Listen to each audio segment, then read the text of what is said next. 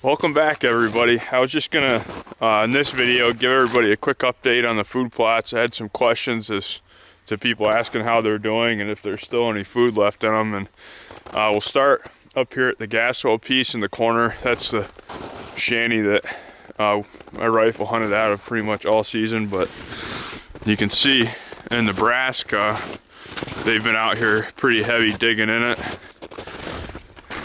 All the leaves are pretty much ate, and now they're eating the stems and whatnot. The corn's all gone. They've ate all the corn out of there. There isn't any corn left at all in there. So really, all they're eating out here is what's left of this brassica, and that's pretty much it. So at this point, they're starting to migrate over into these other plots that I have. There's a plot in the middle over here that is getting hit hard now, and then we'll go over the hill and I'll show you the corn and soybeans, and then the strip food plot, and show you what's going on in there. Okay, here's the strip food plot. There's some huge trails coming across right here where all the deer have been filing into this. Nebraska did pretty good up here on the high side of this, and then it got too wet down in there, but there's a pretty good amount of tracks in here, really.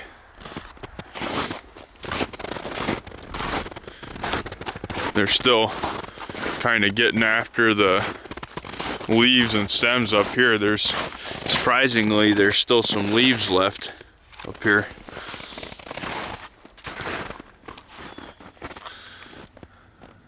Got a camera on that tree right there, but still some food in here yet. Okay, now we're at the corn, soybean, and brassica plot right here, and the soybeans are finally getting hammered. You know, I really wasn't impressed with them during the hunting season. I think it partly had something to do with the fact that we never got any cold weather the entire hunting season, for the most part. But now we've got some real frigid cold weather, and as you can see, I mean, there's tracks everywhere in here.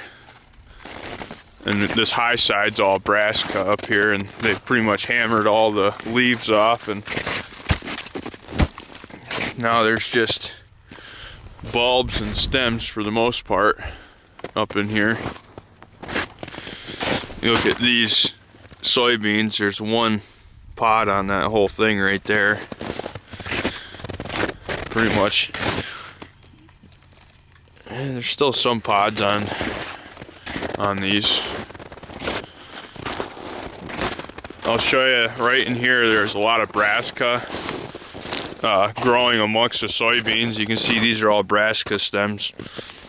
I was impressed with how good the brassica did seeding right into these soybeans.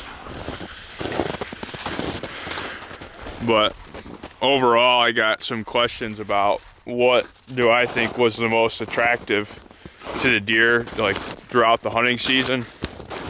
It was definitely the corn, and the brassica was way more attractive than the soybeans. I think you need these really frigid temperatures to really get deer into these soybeans heavy. And unfortunately this year we just really didn't get it. The other thing I questioned too is, since this is the first year I planted soybeans in a long time, the deer weren't accustomed to it, so I almost wonder if that had something to do with it. I don't know. But the corn has just got absolutely demolished. See there, I mean, there's so many tracks in here, you can't even, everywhere.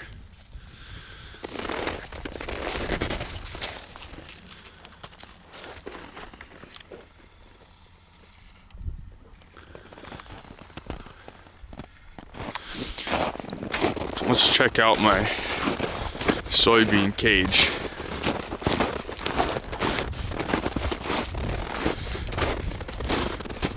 these soybeans were so big in here that look at how much higher a deer would have to stand on his back legs to get those pods.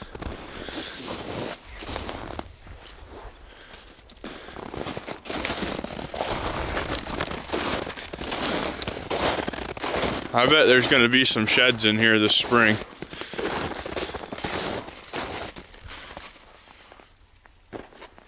Pretty much all the corn on this outside row is gone. They've picked everything off of it. It looks like a fox got a bird right there. Feathers all over the place.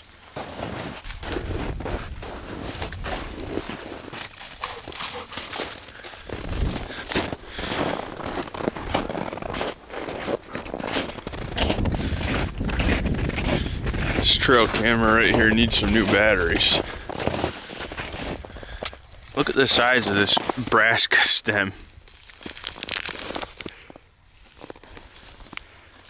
I mean, the thing is huge.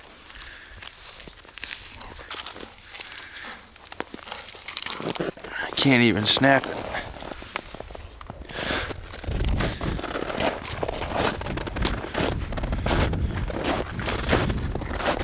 I have this little mount that is kind of deteriorating and falling apart, so I figured that we'd get rid of it, but I thought it might be a good idea to set it up on a tree next to a deer trail here and see what happens when deer come through and how they react to it.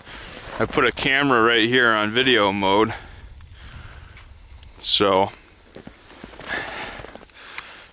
it'll be interesting to see how deer treat it or what they think of it.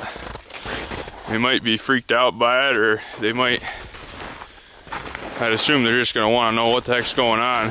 I put it right next to the thicket that the deer have been coming through, so they should just pop out and be like, whoa, what the heck's going on? So we got this camera right here, right on it, to hopefully catch any interaction with it. Let's see what happens.